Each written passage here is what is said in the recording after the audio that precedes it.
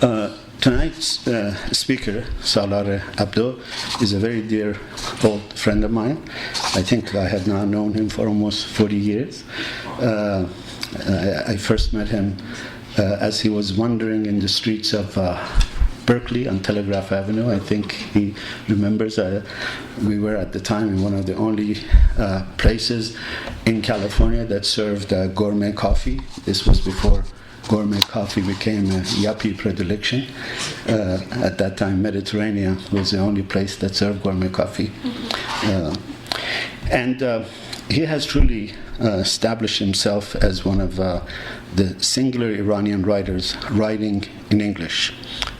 His 4 published books, 4 of them are truly remarkable in terms of the genre, in terms of the power of the narrative, in terms of his ability to write a beautiful phrase and plot a beautiful story. His first major novel was almost prophetic. It was called The Poet Game, and it predicted essentially the radical attack on New York, the Islamist terrorist attack on New York.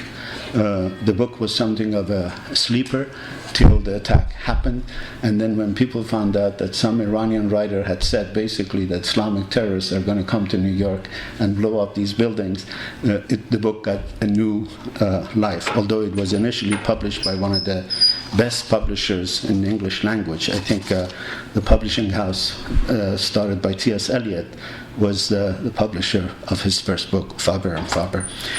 His opium book called Opium, not his opium, the book called Opium, talks about the opium trade on the borders between Iran and Afghanistan. And his last 2 novels, 2 works, one is Tehran Twilight, and the other one is Tehran Noir. Tehran Noir is a collection of essays, short stories written in the spirit of a noir writing.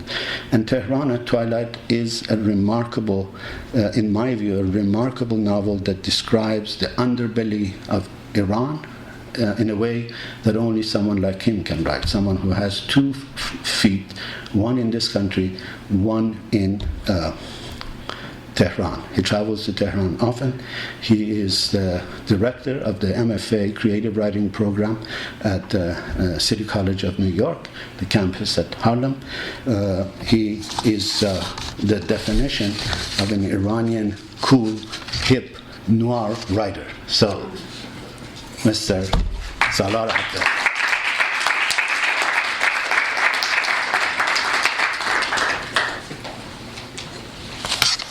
Hi.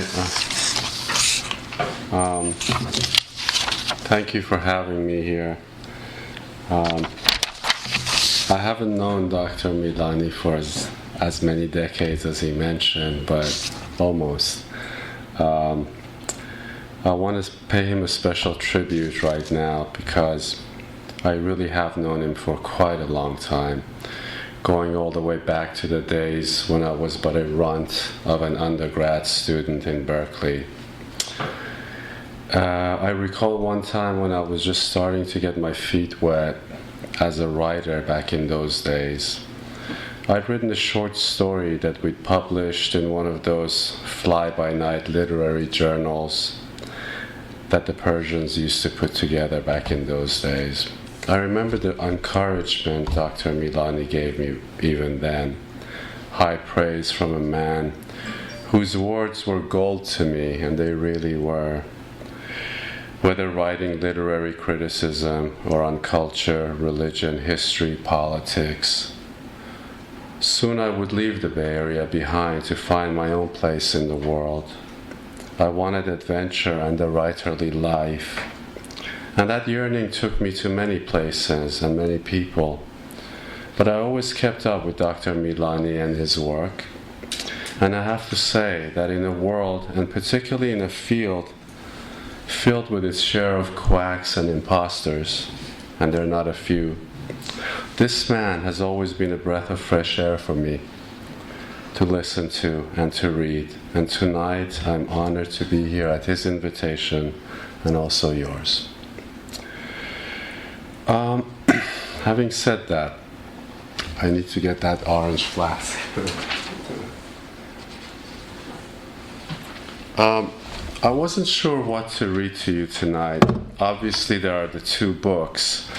Tehran Twilight is my own novel. It's about several things, but perhaps the main theme of Tehran Twilight is about the friendship of two men, two Iranians who grow up here, but whereas one of them ends up staying and becoming a college professor like me, the other returns to the Middle East and turns into a rabid anti-American.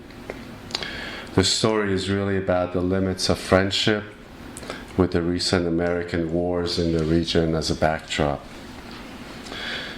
Tehran Noir, the anthology that Dr. Milani mentioned, is a collection of basically crime fiction that I commissioned, edited, and translated from Iranian authors, just about all of whom live in Iran. In this anthology, I was after hardcore realism, something that I feel has been severely missing in the world of Iranian fiction for too long, for several reasons. And I touch upon why that is in my introduction to the anthology. But I've decided not to read from either of these two books right now, although we can talk about them at length after I read what I'm about to read to you. Rather, I'll read from a recent essay that kind of reveals what I've been involved in these days and where my life and writing is taking me now. In many ways, this essay also complements the two books and shows my various preoccupations. It is titled Gilad, which is someone's name. So I'll just read that to you.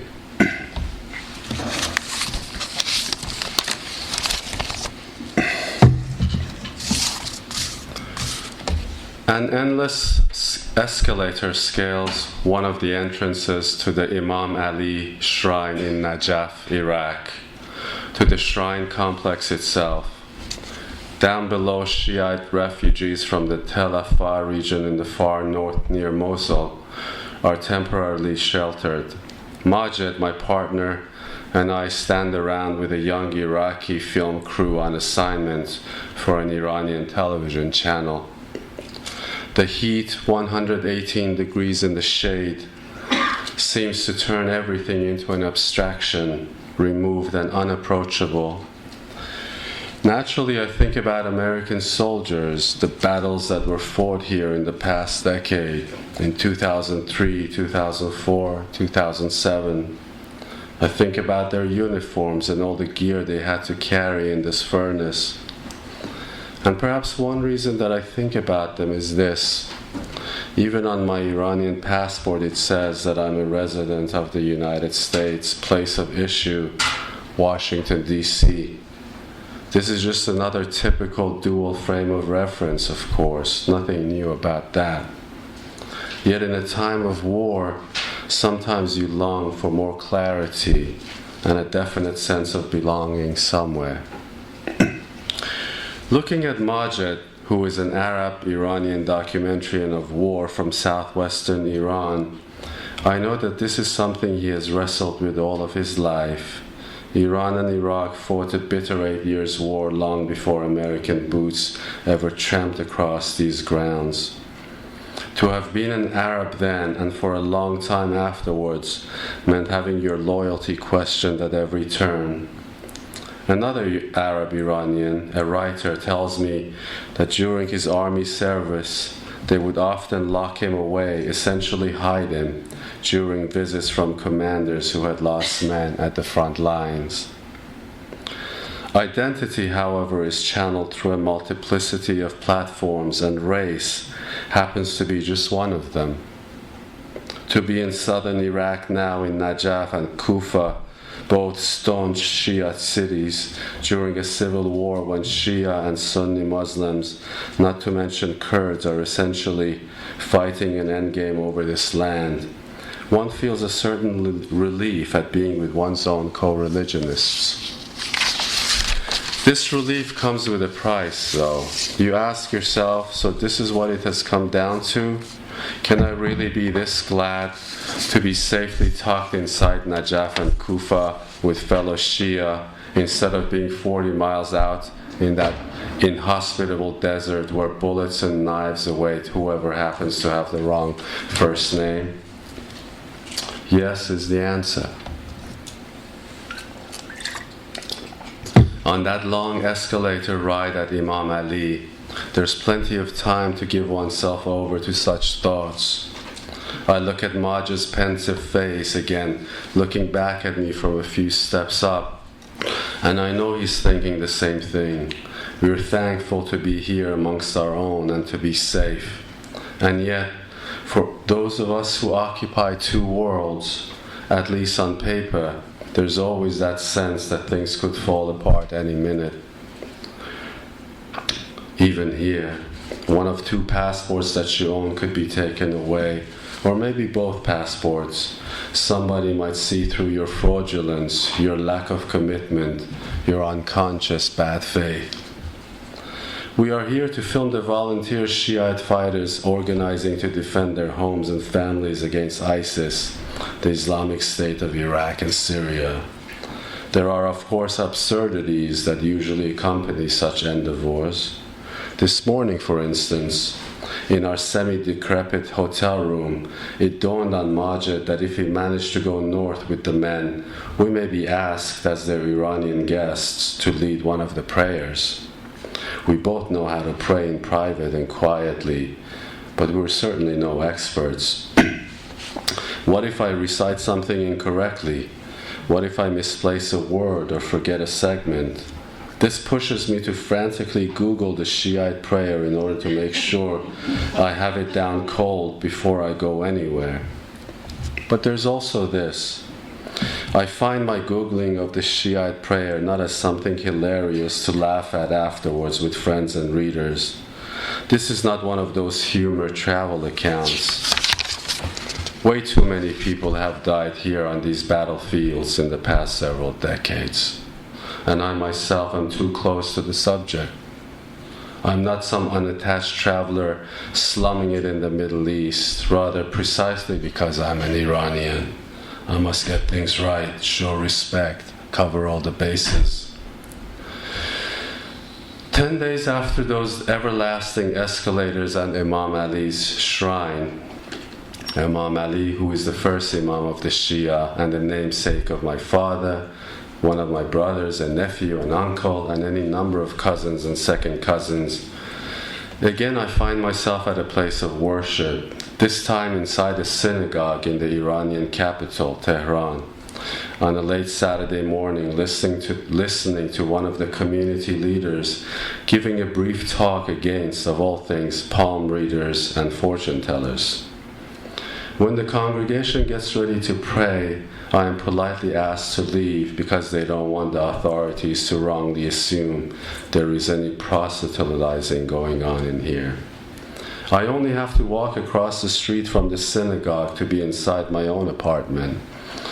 Chance has it that the research I have been doing for a few years with a colleague at the City College of New York about a group of Polish Jews who were saved in Tehran during World War II has brought me to this very synagogue that happens to be directly across from my home in the heart of Tehran. The locals have just shown me where the Poles used to sleep in the basement of the synagogue and where they built their own annex for prayers next to the main building. For a writer and researcher, it is an incredible stroke of good fortune to find that which they've been looking for to be right under their nose. It's also a bit discombobulating, because as a constant traveler in the world, as someone who must frequently negotiate more than one place and identity, you also learn that accidents can happen, and those accidents are not always so fortunate. Excuse me. A mere few days after my synagogue visit in Tehran, I was again in the air, this time back to New York, where a backlog of work and people to see was waiting. On a bus to Boston to see another writer friend from Iran who had been given a much-deserved and appreciated residency at Harvard Radcliffe, I received a sudden text message from my research colleague, Michal. We had not communicated much through the summer, a time when we were both usually in the Middle East, she in Tel Aviv and I in Tehran. I had been eager to tell her more about the synagogue visit and its association with the Jewish refugees of World War II. Michal's father and aunt happened to have been two of those Polish Jewish children who had been saved in Iran before being sent on to mandatory Palestine. But her text stopped me cold.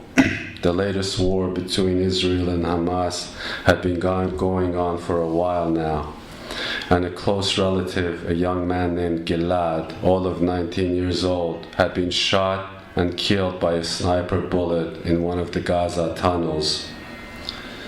I knew quite a bit about this Gilad. After years of working on the same book project, Michal and I were more than just colleagues. We knew close details about each other's lives and our families.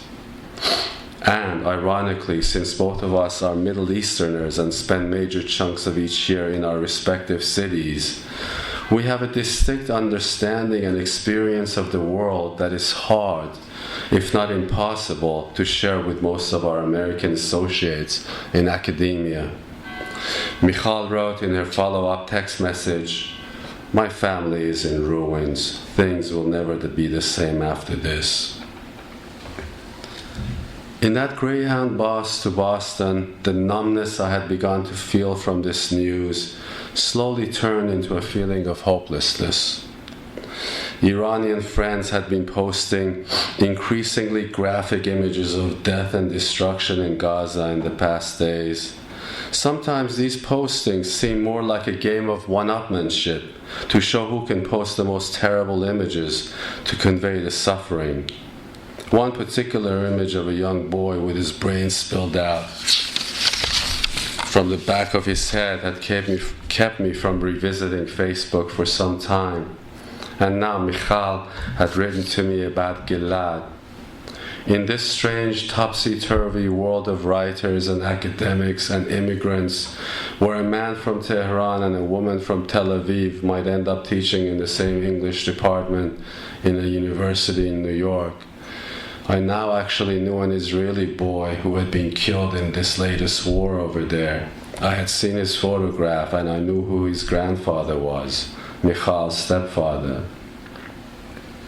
What, if anything, to do with this information?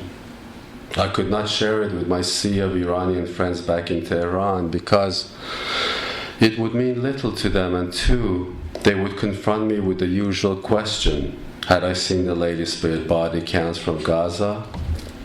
Needless to say, over the years, Michal and I had had our share of discussions, sometimes heated, about all of this. But knowing a person who gets killed, a person who is not just a number and a statistic to you, changes a lot of things. Or maybe it changes just one thing: perspective. I called Majed back in Tehran. Majed, my Arab collaborator with whom I'd been in Najaf only 2 weeks ago. He was set to go back into Iraq for a long stretch of filming at the front lines. "Don't get killed," I said, sounding ridiculous to myself and also melodramatic. But I had to say this, and he laughed his sleepy laugh 8.5 hours ahead in Tehran and told me not to worry. I've been doing this a long time, long before you and I started working together, Salar. It wasn't much, but I had to accept it. The other side of living in two worlds is that oftentimes you feel a sense of complete ineffectiveness. Add to that a measure of guilt. In Boston, on the peaceful and immaculately kept Harvard Radcliffe lawn, I asked my writer friend Hossein what he thought about living here in Cambridge. "Paradise," he said. "These people are living in paradise. They are lucky that way. The universe has been good to them." Here was a man who had had to fight in the Iran-Iraq War. Later on, he'd written an award-winning novel about it, which in turn had gotten him blacklisted back home and unable to publish for the last decade. The 1 year of peaceful residence in Cambridge was nothing less than a lifeline for him, as I suppose teaching for me and Michal is in New York.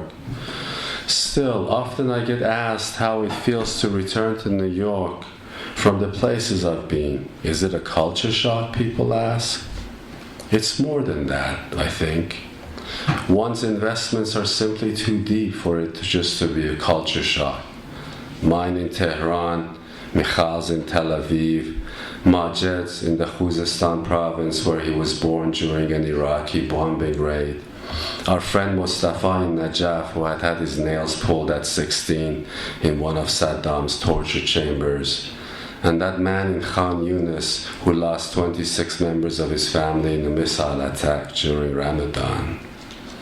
So, whenever I'm asked how it feels to be back, I return to details, to exact moments and emotions in particular places, to Najaf and that warm sense of shelter and security on the Imam Ali escalators, to Tehran where as late as 2014 the lights at the local synagogue burned brightly several times a week, or to that feeling of dread and powerlessness while riding a bus to Boston and telling Majid to watch his back as he prepares to re-enter the front lines in Iraq. Above all, I think of individuals. I think of their names, faces, and photographs, and I think of Gilad. Thank you.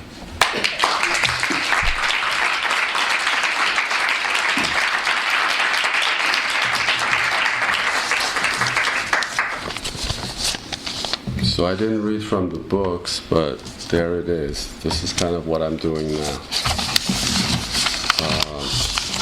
I don't have anything more to add, but if you have questions, here I am.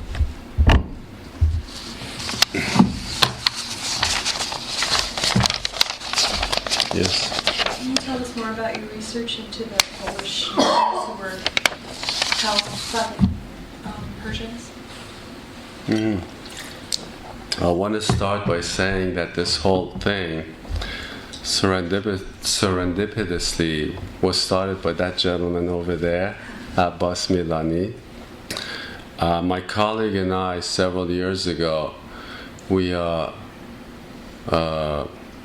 talking, and I found out that her father and aunt had been two of the what they call the Tehran children, and these were about 800 Jewish Polish kids who, after many Poles came to Iran, about 120,000 of them, and they had a tremendous effect on Iranian culture of that time in World War II. The numbers vary. It could be less than 120,000, it could be more.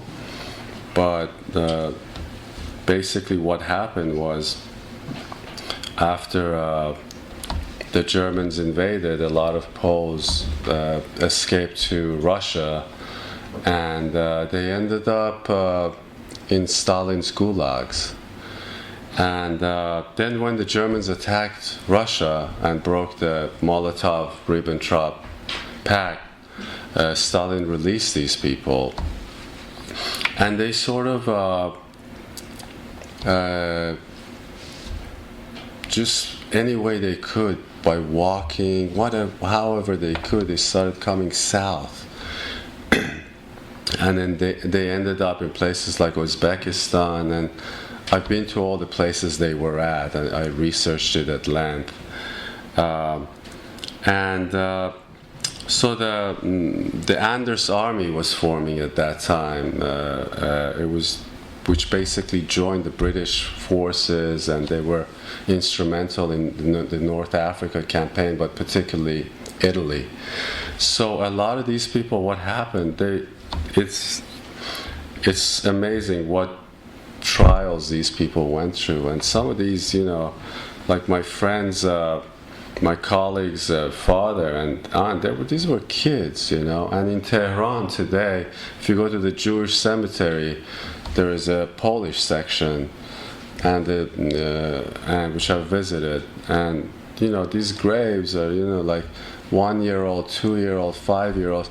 Imagine you're a kid and you're in Stalin's gulags in World War II, and then you come thousands of miles, and then you go to the port of Krasnovodsk on the Caspian Sea, and you end up in what was then Bandar Pahlavi, today's Anzali, and then. So I've read a lot of these accounts of the Poles, not necessarily Jewish, and I found some Poles and I interviewed them. There's particularly one lady in Tehran still, and they really talk about the kindness of Persians as opposed to everything that they had been used to until then. But to go back to what you asked is, at that time when we became aware that, we could do this, I turned her attention to an article Dr. Milani had written about the Tehran children as an answer to this ridiculous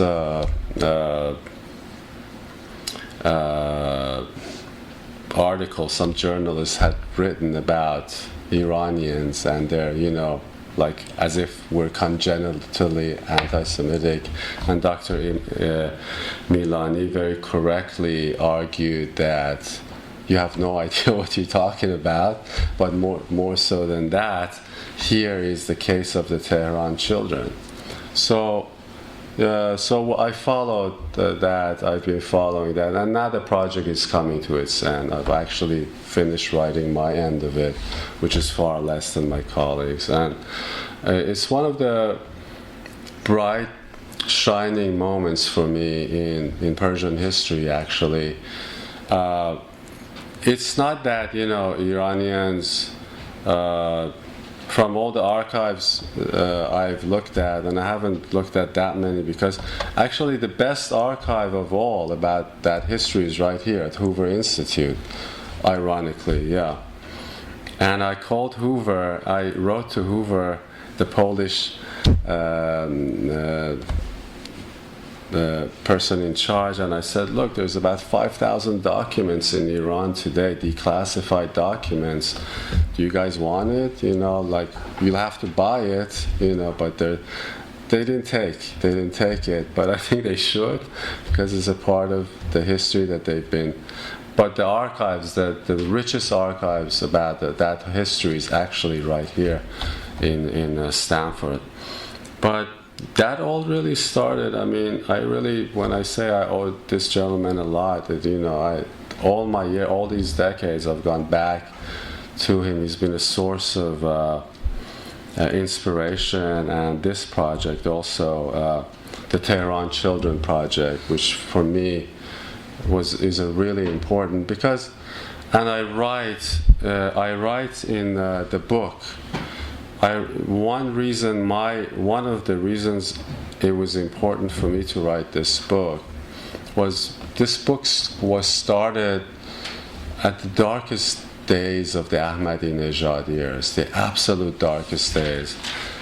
And this guy was going around denying the Holocaust left and right, and for me this was actually a personal crusade, if you will, to show that, hey, not only you're full of it, but actually Iran had played a big part, a huge part, not a huge part, but it was definitely a history that affected Iran in a great way. And it affected Iranian culture in many ways too, because suddenly, beyond the Jewish question, because suddenly, you had these women who were in Tehran working as doctors, pharmacists,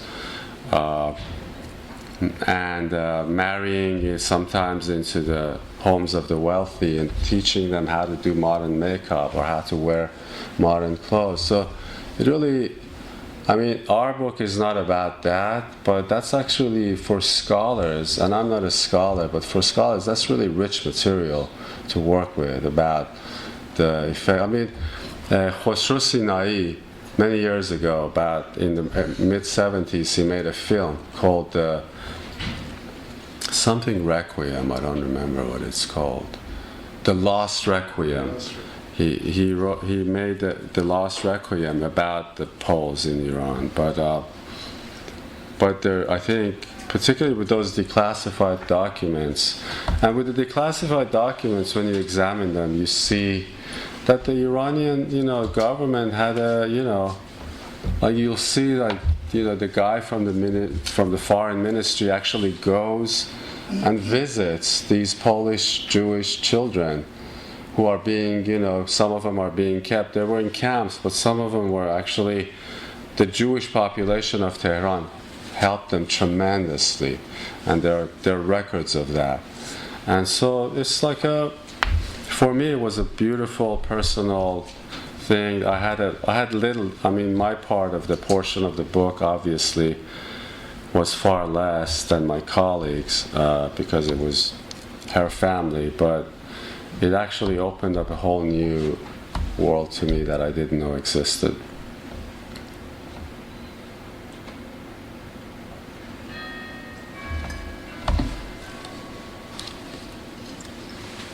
Yeah. I'm going to ask you, if it's okay with you, a more general question. Iranian women in diaspora have written a lot, and they're mainly life narratives, various kinds, biographies, autobiographies, prison memoirs, travel narratives. Iranian men, including yourself, have written beautiful books, but less life narratives. Why do you think? One, and two, how much of your work is autobiographical?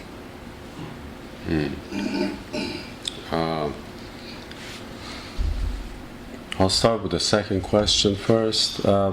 Tehran Twilight, there's a lot of biography in there. I mean, it's about characters who, kind of live a certain kind of a life, and, they do things that maybe many people don't do.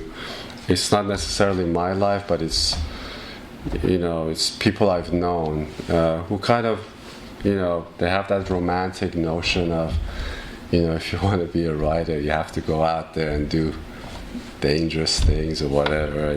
I don't suggest it, but I know guys like that. The guy I mentioned in this essay, he's kind of they're adrenaline seekers.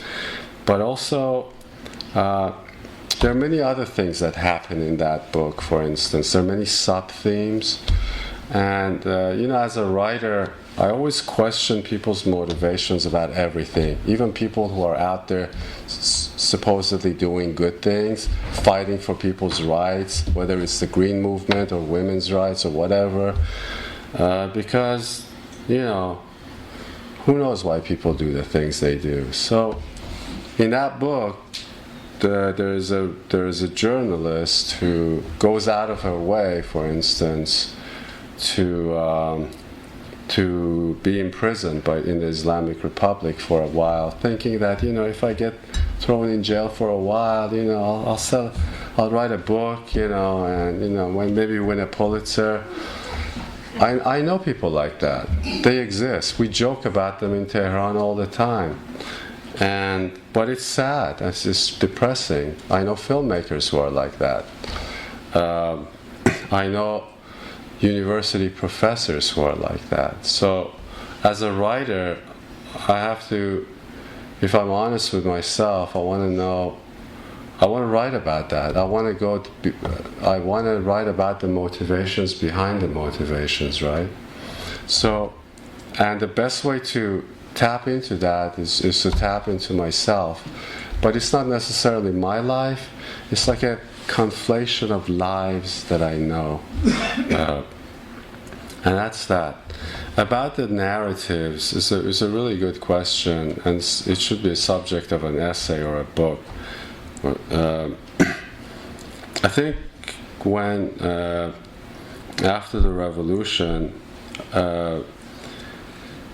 and Iranians came here, first of all, I think women just had a lot of narratives to tell that had been bottled up for a long, long time, right? And I think also from what I've seen, you know, like the gentlemen, a lot of times they're just busy doing other things, being engineers or whatever it is they do.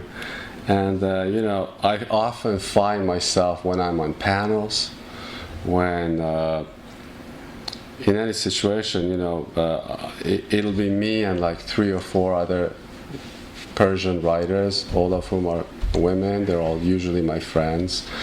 But I think,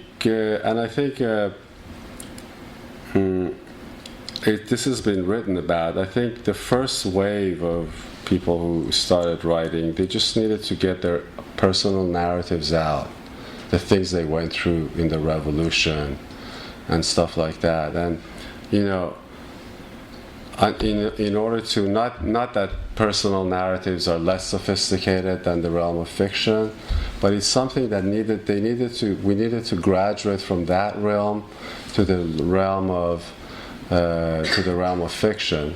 And it took time to do that. But if you look at it now, today, there's much more fiction going on. And the memoir phenomenon kind of became اشباع چی میشه؟ اشباع. Yeah, it became saturated. It still gets written, but not to the degree that it was. And my next move for Tehran Noir, the other book, the anthology, was that I looked around.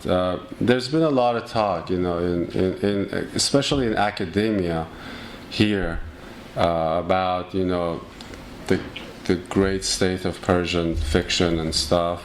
And I disagree. I don't think Persian fiction has been very good, ever, going back to the people that are supposed to be great. But I particularly had a lot of issues with the state of Persian letters that I talk about in the introduction to that book, because oftentimes it's been blamed on censorship, but I think that's not really the case. I think there's been an intellectual laziness amongst Iranian writers that has allowed them to use the crutches of things like the French Nouveau Roman, Russian formalism. I'm not going to get into details of why these have been crutches. And a sort of a derivative magical realism that's just doesn't move me at all. And I thought, you know, there's a lot of stories to be told in this country. This country is just bursting with stories, and nobody's writing them. And every time you say something, they talk about, you know, censorship or this or that. And I started talking to writers, and I realized a lot of writers who win the big awards, like the Goldshiri Award and stuff, said, you know, describe this building to me, describe so-and-so's face. And I realized they couldn't do it. They simply did not have the skill to do it, and there was no one ever there to tell them you can't do it. So I thought, all right, here's where we start. We'll start with a workshop with these writers. But I knew I had to go beyond the writers. One of the lovely young writers of the collection is here, Aida. And there's several other well-known writers in the collection. But I wanted to go beyond just writers. I have a lot of friends out there, in journalists, you know, crime beat writers, war reporters, and all of these people have incredible stories to tell. And I thought, you know, one way to get past this wishy-washy minimalism or magical realism is to get people to write about real subjects, just to lay it out there. The kind of symbology that's been the norm, you know. God bless them. There were a couple of workshops for a long time in Iran, but and they did some good things. But one of the things they did that I don't think was so good was they emphasized, if you're going to write something, don't say it straight up. Use symbols. So I was working with really well-known writers and said, well, who shot the bullet? This is a crime fiction. Who shot it? He said, well, I wanted to leave it vague. I said, why do you want to leave it vague? I want to know who shot the weapon. Or, for instance, there was absolutely no attention to the details of, they would jump from one scene to another without making a bridge. And no transitions. Nobody has ever talked to them about, hey, you need to have transitions. There's such a thing called transitions. And it was all about symbology. Symbology is not a bad thing to me. Magical realism is not a bad thing to me. Minimalism is not a bad thing to me. There's been great writers out of all these realms. But I was trying to get people to write about Tehran in the hard-boiled realism that exists, that city is. And I think we succeeded. And it wasn't my success, it was the success of the writers. I mean, the publisher said, I sent to the writers a couple of days ago one of the latest reviews of it.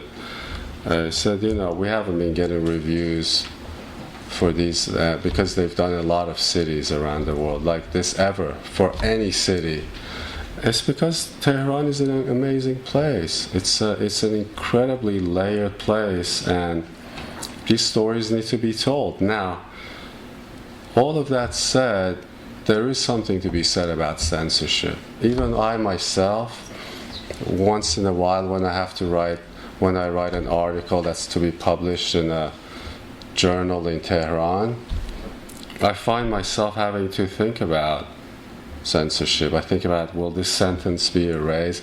And that immediately, automatically, constrains you. So I don't want to say that that's too.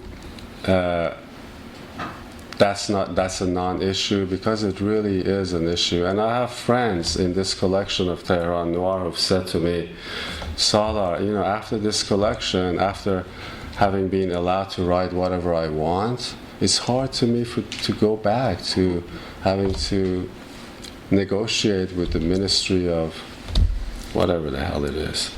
So it's complicated, but I think Iranian writers need to be more responsible about telling it like it is and not hiding behind, it's interesting. What happened recently was this. May he rest in peace, the great Golshiri. Jafar Modarres Sadeghi, he's a writer, Iranian writer. He just gave an interview about a month ago, and he said, in one of the Persian journals in Iran, and he said, one day I was passing, I ran into Golshiri on the street, and he said, what is that piece of garbage you wrote, that short story, it's awful, you should be ashamed of yourself. And a few years ago, I had to write an article about Jafar Modarres, and also I did a North Africa, Middle East issue for the journal Callaloo, and of all of Jafar Modarres' stories, that's the story I chose, because it was a story that said it like it was. So it was a difference of opinion too, like what Mr. Golshiri thought of as garbage, I thought it was the best work Jafar Modarres ever did. So I think, to make a long story short, is this: we need to have in Iran, if we're going to have serious literature, and I don't think we've arrived there yet by any means, if we're going to have serious literature, we need to have many we need to have many approaches, many opinions. One person's workshop cannot dominate, and we need real criticism, not the kind of criticism that exists today. And we need fiction or literature to develop to an extent that it can develop subgenres like noir, like crime fiction and stuff like that. So that was my small, I felt like I had to pay my dues, I had to do something, and I did. But I hope that other people will pick up the slack and continue this, yeah. Yes, sir? Yeah, given what you just said about your kind of like, I would call it fondness for realism, could you talk a little bit about your literary influences and kind of what has shaped your view on this? Sure. If you gave me like a couple of hours, I'd come up with a big list for you. But I'll mention a couple of people who are vastly different writers, but have affected me in profound ways. One of them is Graham Greene. And Graham Greene, I think, was incredible because of the way he saw the world, lived hard in the world. I'm a writer who believes in experience. One of the issues I have with my Iranian friends in Iran is that, and I've told them that straight up, I say, you guys sit in your little rooms, you go to each other's parties. There's a part of, Tehran beyond which you never go. You never see how people live in the South Side. You write about each other, and no wonder that you fall short a lot of the times. They don't like to hear that, but I tell them. Graham Greene is an example of a person who really lived in the world, and he wrote about the world as a man, as a writer, who had deep insights into the human condition, whether it was in Africa or Latin America or Europe. Another person who is a vastly different writer is Philip Roth, the American writer. The reason I can't write like him, but I think his prose, his insights into human psychology, and his willingness to tackle some issues that people don't want to hear. He's the example of a writer who shoots to see the motivations behind motivations. Somebody will be, I don't know, spouting this seemingly excellent cause, and as a writer, he'll say, you're full of it. You're doing this because you want to look good, or you want to get girls or boys or whatever. It's like, I think a writer's responsibility, for me, one of it is to just put a mirror in front of people and say, this is how it is. This is what we are. And the best of writers do that in this world. So those are two of many, many, many influences I've had. Yeah. Yes, sir. Going back to the theme about modern Iranian kind of fiction writers falling short, do you think that has to do with because a lot of those same writers seems to be rather successful when they write in English? They seem to be what? More successful when they write in English. This is my reading of them. Is that the lack of solid grounding in their native tongue, which is common to most of the modern... give me an example. Who's more successful writing in English? Well, all the women who have written their diaries and so forth, Heidi Golding and so on and so forth, wedding songs, are really articulate, again, not in the pejorative sense. They express the feelings and emotions far more than their corresponding Farsi writing. Is that, to cut to the bottom of the question, do you find when you write in English, you have a more expressive toolbox at your disposal That's a good question. Writing Farsi. And the second question is, in your kind of evaluation that the modern Persian literature is falling short, where does Al Ahmad stand? Allow me not to comment on Al Ahmad.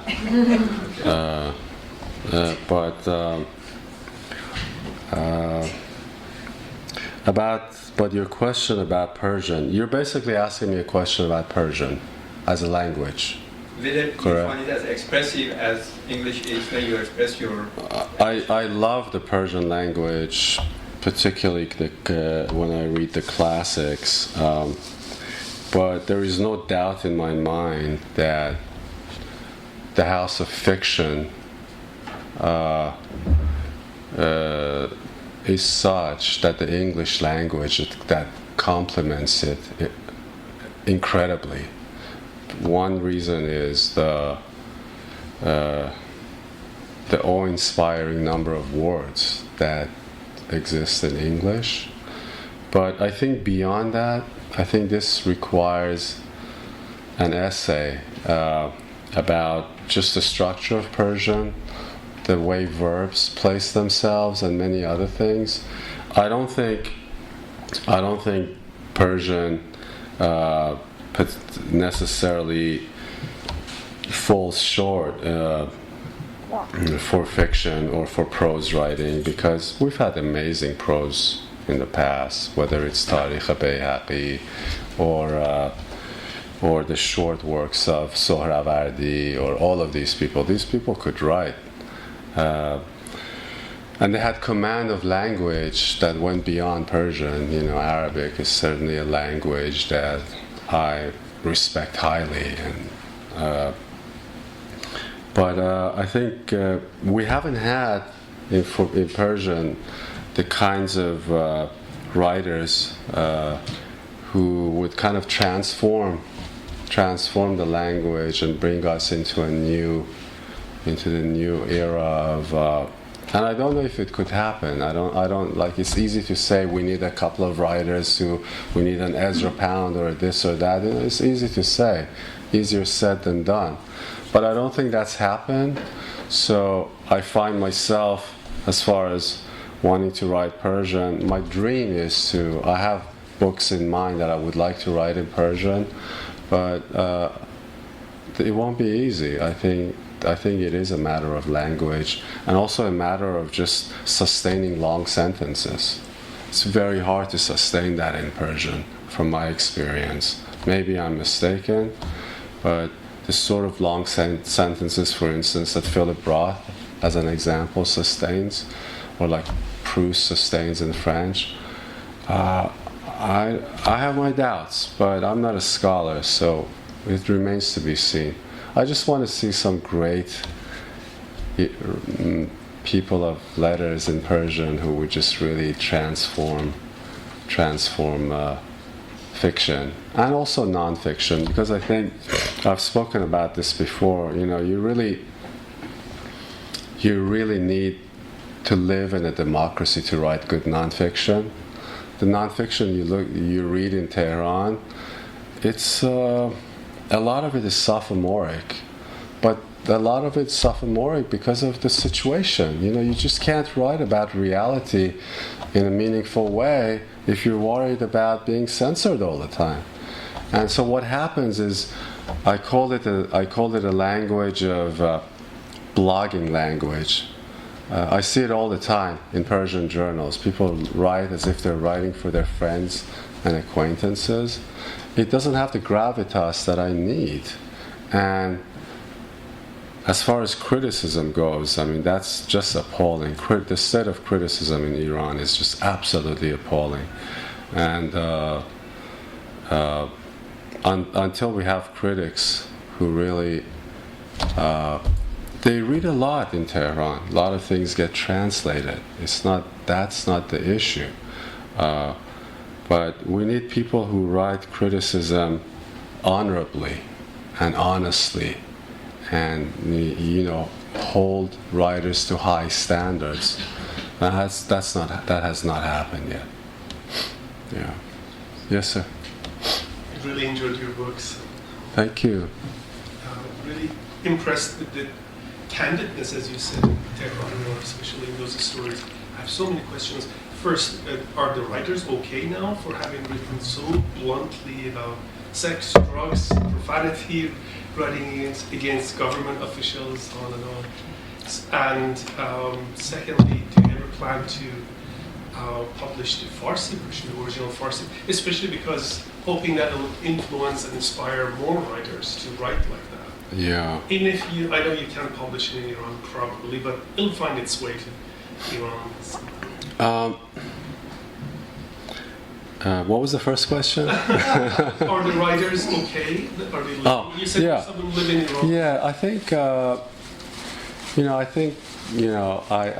I live a good, maybe not half of my life, but almost half of my life in Iran, and one of the problems, one of the issues I have about some of the memoirs that get written about Iran and some of the films that get made about Iran is that they make it out to be like this dungeon, which it's not. It's not. It's a very sophisticated society with high levels of education, and there are all kinds of things going on, right?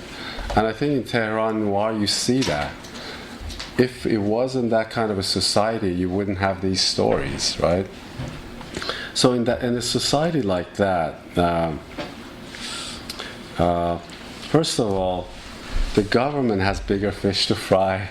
They have other things to think about rather than, who wrote this story about prostitution or the drug trade. They don't like it.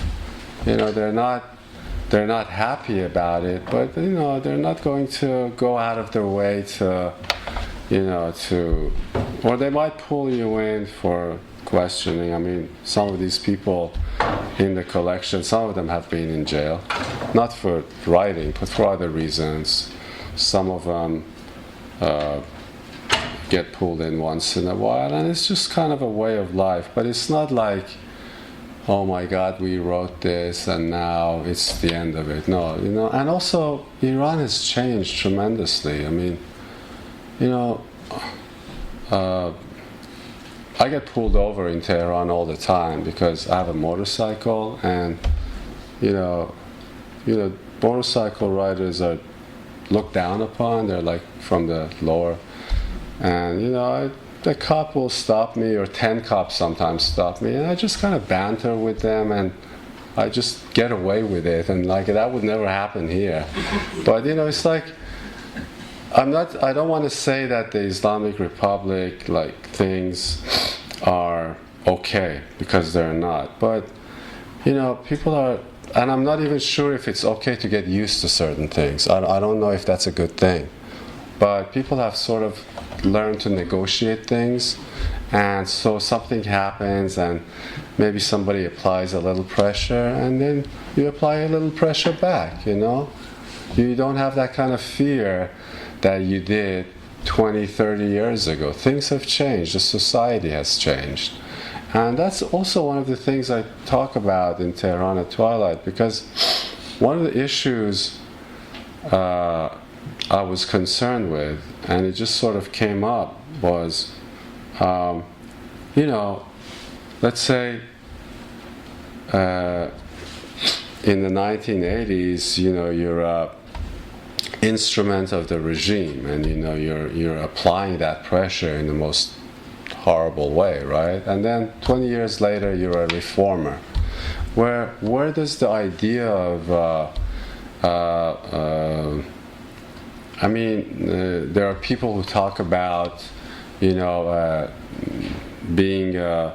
answerable to the things you did, and some people say, well, so and so. So where is that fine line? All of those things are issues that I try to treat, at least in Tehran and Twilight. Like, when do you say, all right, so really bad things happen, but let's move on. And can you tell that to somebody who lost, 4 of their brothers? I know people like that. Can I, in good conscience, say that? I don't know. These are questions I have to live with every day. I have to tackle with every day. So But as far as the writers go, I mean, it's not that bad a situation, you know. And also it depends. I mean, some people like to say there's no difference between this guy and that guy. I beg to differ. There's a huge difference between Rouhani and Ahmadinejad. I don't even mention Ahmadinejad's name. We're a group of Persians here, but whenever I give talks for Americans, I say that man whose name I call him, he's a dustbin of history. But there's a difference, and like if we don't acknowledge that, I think it's intellectual laziness. If we don't acknowledge that this society is more layered and complex and is trying to work its issues and sometimes failing miserably at it, but at least it's trying, then we're engaging in intellectual laziness, and we can't do that. You know, we need to like look at individual cases. We need to look at individuals. We need to look at circumstance. And these are deep philosophical questions. And sometimes it's just hard to look in somebody's face and say, you know, let it go. Because sometimes you just can't let it go. You know? Yeah.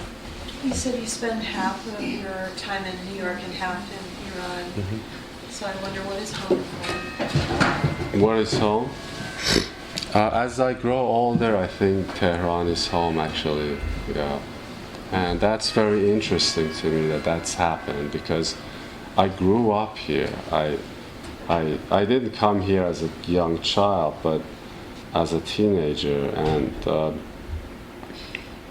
I think what happens is that every one of us needs to find, you know, America is a country. There's so many things going on. There's so much going on here, and you want to give your life some sense of meaning, right?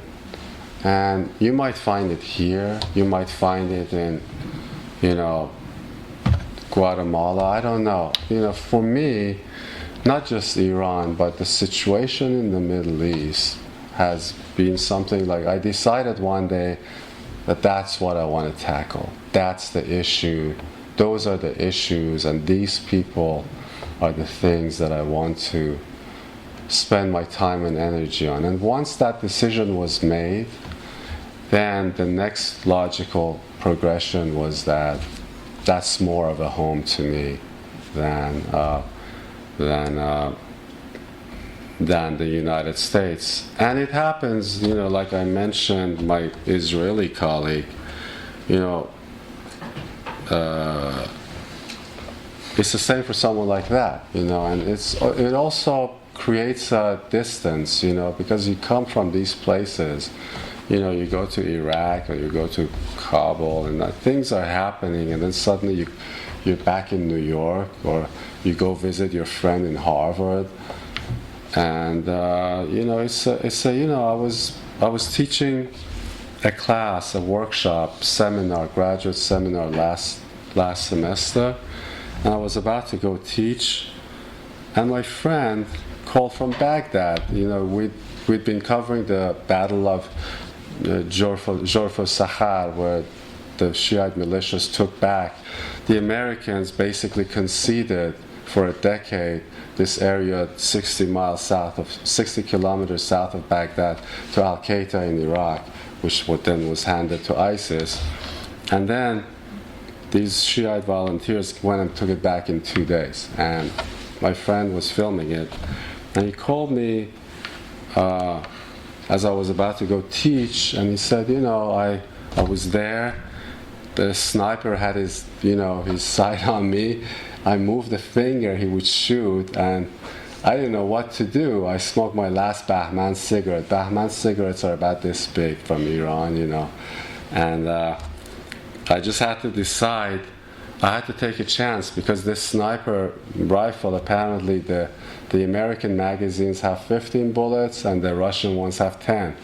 And after he had shot his 10, I decided to take my chance. If he had had the American magazine, I'd be dead. So he's telling me this, and then 2 minutes later I have to go teach a class of graduate students about creative writing.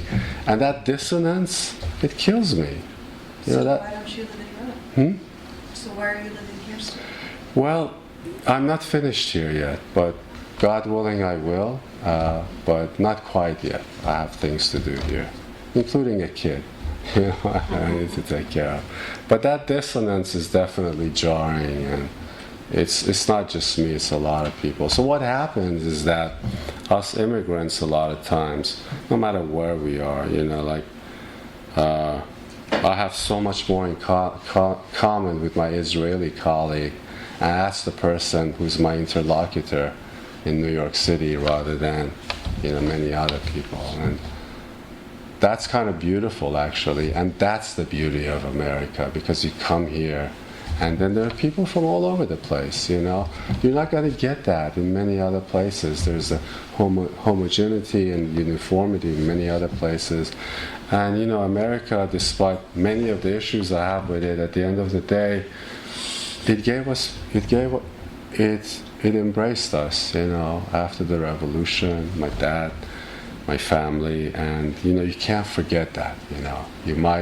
My home might be elsewhere in my mind, but, you know, I had a debt to pay to the Iranian writers. I had to do Tehran Noir.